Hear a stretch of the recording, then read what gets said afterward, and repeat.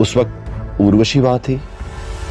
हाँ of course वहां थी उर्वशी। उर्वशी थी ना वहां, वो तो नौकरानी का काम करती थी वहां और साथ साथ पंडित जी से ट्रेनिंग भी ले रही थी। इनफैक्ट पंडित जी ने कितनी बार उससे कहा था कि उसके बस की बात नहीं है, लेकिन वो तो किसी की नहीं सुनती थी। वो तो मुझसे भी लड़ाई कर रही थी। और फिर अचानक मेरे यहाँ वापस आने के बाद मुझे पता चला कि झनक पैदा हुई है। अब मैंने तो देखा ही था ना बृजभूषण और उर्वशी को एक साथ रहते हुए, लेकिन ये बात आपको बृजभूषण जी बता पाएंगे। और जैसे ही नकली बृजभूषण वहां आए तो? हाँ एग्जैक्टली वही कहना चाहती हूं मैं कि ये नकली बृजभूषण क्योंकि पंडित जी जैसे दिखते हैं इसलिए वो फायदा उठाने की कोशिश कर रहे हैं। ये पूरा आइडिया ना झनक का ही है। अब आप ही बताइए ना, इतने साल से ये आदमी कहाँ था? हाँ, इतने साल से तो जिंदगी में कुछ नहीं किया उसने। और अब सृष्टि अपनी जान में बातें गोल गोल घुमा तो रही है जलेबी की तरह, पर शुभो के दिमाग में आखिर क्या चल रहा है ये नहीं पता उसे। अब अचानक से झनक आ गई तो ये एक्टिव हो गया है। अब ऐसा भी हो सकता है कि पैसा कमाने के लिए वो मुझे ब्लैकमेल करना चाहते हैं। और कोई डिमांड या कुछ? नहीं अभी तक तो कुछ नहीं, लेकिन हाँ कर तो सकते ही है ना। उसे लग रहा होगा कि मैं कानून की मदद नहीं लूंगी, मेरे अगेंस्ट अगर कोई स्कैंडल क्रिएट करेंगे तो मैं डर जाऊंगी और फिर पैसा दे के ये मामला रफा दफा हो जाएगा। ऐसा तो वो सोच ही सकते हैं। लेकिन देखिए शुभो जी, अब जो हो चुका है हो चुका है। अब सच सबके सामने आना ही चाहिए। पर जिस सच को सृष्टि पेश कर रही है उसे तो शुभो भी जान तो चुका है। बस देखना ये है कि अब कौन सा दाव पेच इस्तेमाल करके कैसे भी केस उसे जीतना पड़ेगा अपनी इज्जत बचाने के लिए। सृष्टि जी, जो झनक गायब हुई थी, देखिए उसके बारे में भी सवाल उठेंगे। उसके बारे में आप कुछ कहना चाहती? अब उसके बारे में मैं कैसे बताऊंगी, मुझे कुछ नहीं पता।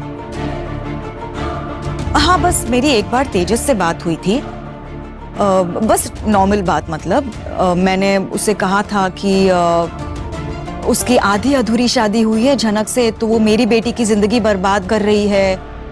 बार बार यहाँ आके मेरी बेटी की शादी तोड़ने की कोशिश कर रही है। इनफैक्ट वो मुंबई चली भी गई थी, लेकिन अनिरुद्ध के बीमार होने के बाद वो वापस यहाँ आई और अनिरुद्ध और अर्शी के बीच में फिर से वो दूरियां पैदा करने की कोशिश कर रही है।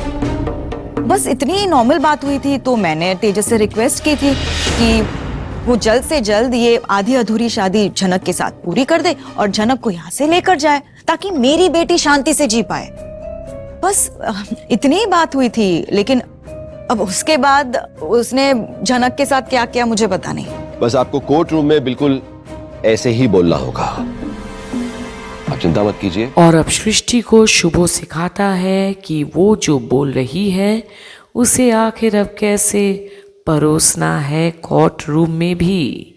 और सृष्टि एक अच्छी बच्ची की तरह इस वक्त शुभो की हर बात से सहमति रखती है। मैं कोशिश करूंगा ये केस आपके हक में जाए और आपको कम से कम तकलीफ हो। थैंक यू शुभो जी। बस आप मेरा घर बर्बाद होने से बचाइए।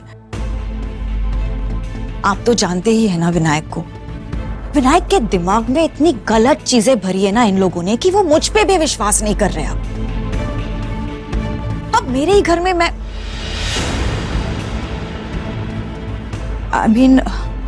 मेरे ही घर में मैं गेस्ट रूम में रह रही हूं। आप समझ रहे ना मुझ पे क्या बीत रही है। मैंने जितना दर्द सहा है ना उसका 10 गुना मैं लौटाना चाहती हूँ। होगा, बिल्कुल ऐसा ही होगा। बस ऐसा ही कीजिए। और अब जैसी सृष्टि उससे भी 100 कदम आगे है शुभो। कानूनी लड़ाई में भी अब जितना सृष्टि को जिताना है उसे कई गुना ज्यादा शुभो को जीतना है, क्योंकि ये लड़ाई अब सिर्फ एक केस नहीं उसके लिए, उसके पेशे पर भी असर डालेगा। तो अब आगे जाकर कोर्ट रूम में आखिर दलीलें कैसे पेश होंगे, ये देखना ना भूलिएगा यहीं कंप्लीट बॉलीवुड के अपडेट्स में। तब तक के लिए आगे देखिए क्या होता है यहाँ, जहाँ कोर्ट रूम की ड्रामा शुरू होने वाली है। Promo till and. उर्वशी ने सृष्टि मुखर्जी को अपना रोल मॉडल बना लिया था। उर्वशी ने वही सब करना चाहा जो सृष्टि करना चाहती थी।